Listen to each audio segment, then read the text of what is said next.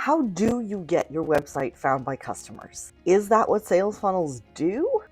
You invested in building this online space for your business, but there's no foot traffic.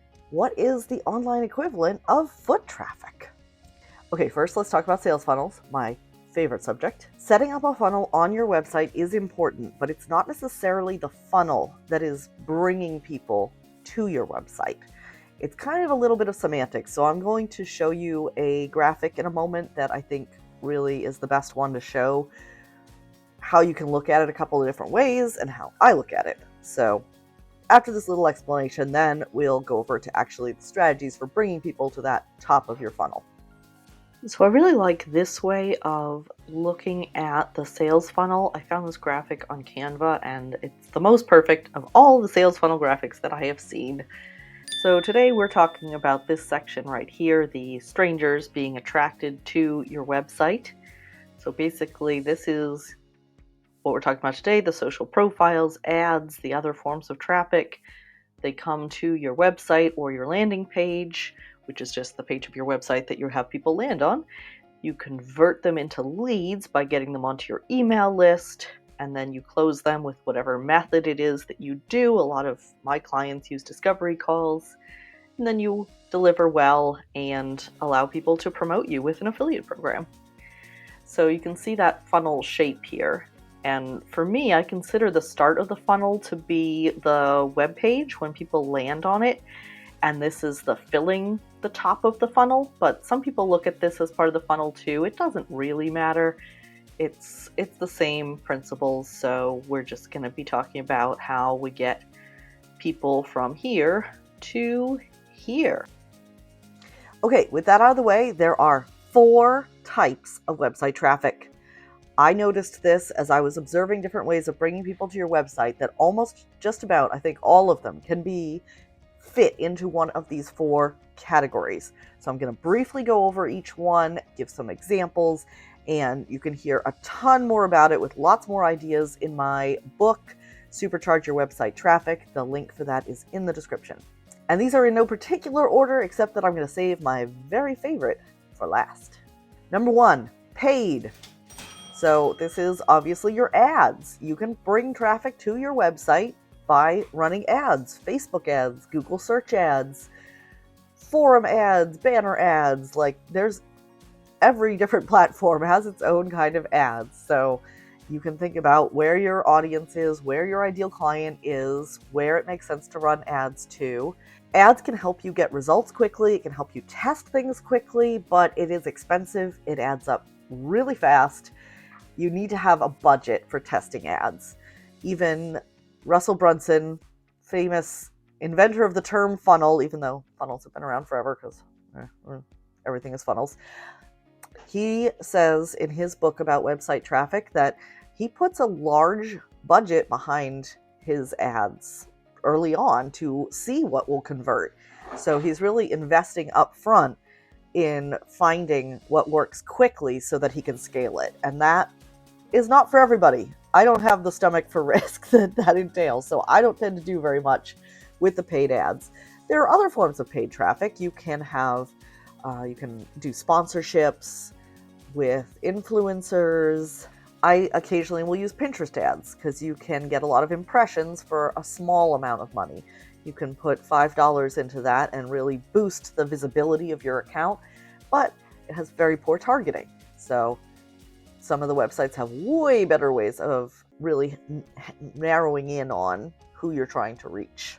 I also boost posts sometimes. Not often, they say to just use boosted posts for awareness, and basically a lot of marketers or advertisers don't use them at all because they don't have as much, again, targeting, they don't have as much analytics, you can't see as much.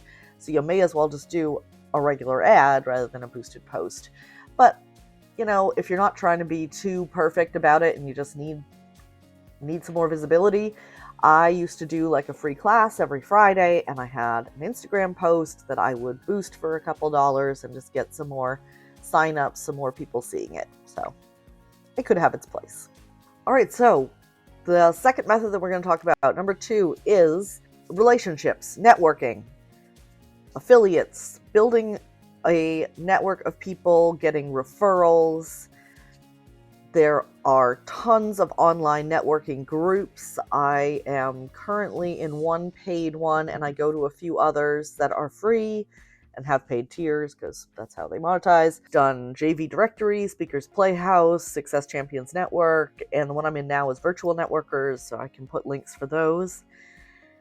And you mostly will meet people, say what you do in a quick blurb, and then see if you're listening to other people say what they do and thinking about, do I know somebody that I could introduce them to? Do I know someone who needs their services? So you're not so much getting clients from the meetings and the people that you're networking with. You are hoping that they know somebody that they can bring back to you. Another form of traffic that falls under this is the borrowed audience concept, that if you can connect with the right person, they can share their audience with you, and it works wonders.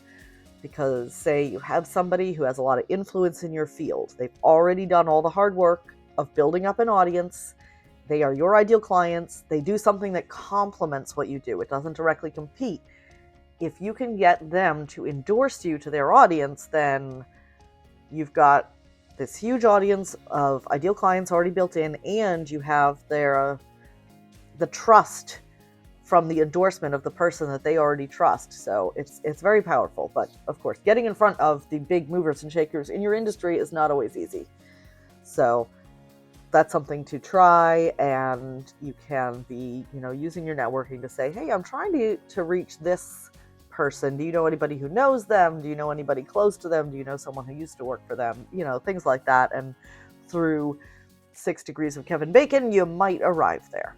This is where you can also do affiliate programs where you offer an incentive, you offer a commission to people who sell your programs for you. You can do joint ventures and collaborate on projects with other business owners. Okay, part 3 is outbound organic. Now, outbound is like you are going out. You are taking initiative. You're going out there and getting it. This is things like cold calls, cold messaging.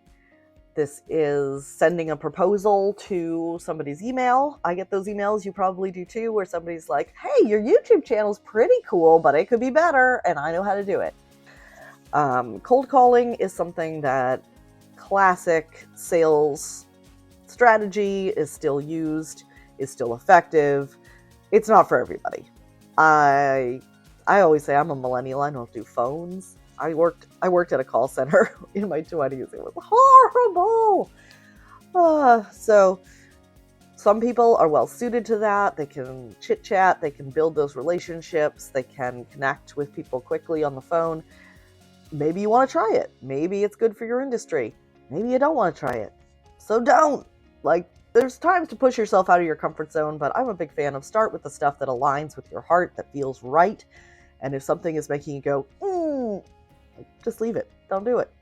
Obviously, my own prejudices and biases come into this a little bit. As marketers, we all think that we know the best way to get traffic, right? Everybody teaches you their one way. And for me, it is our next one, our final one.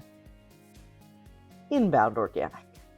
I love inbound organic. It just vibes with me. I get it. It clicks.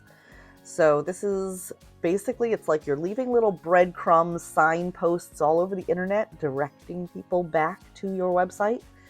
It is posts on social media. It is SEO, blogging. Organic is kind of like if you're a restaurant and you have somebody out on the sidewalk handing out samples.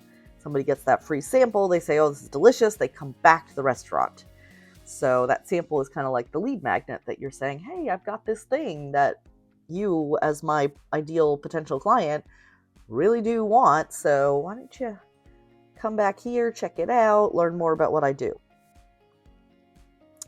Once you get the SEO going, the search engine optimization, which is a whole topic unto itself, you actually can create completely passive income. I have passive income with my novels through SEO, and I have a video about that as well. So I'll put that wherever it goes. Rather than me going out looking for ideal clients, I really like to entice them to come to me first. So, I post educational content, and there's a call to action, there's a link, and they click the link and they say, hey, how can I work with you? I don't have to go out there and be like, hey, you would really like what I do. You should come work with me. So that's a quick overview of how I look at website traffic in terms of 4 different categories. And I do have this book coming out, Supercharge Your Website Traffic, that has a more in-depth look at each one of those and some starter mixes for different kinds of industries that I think will work really well. Lots of stuff about the principles of website traffic, because technology is always changing, but some of these principles are really always staying the same. So absolutely go and take a closer look at that, and I'll see you in the next one.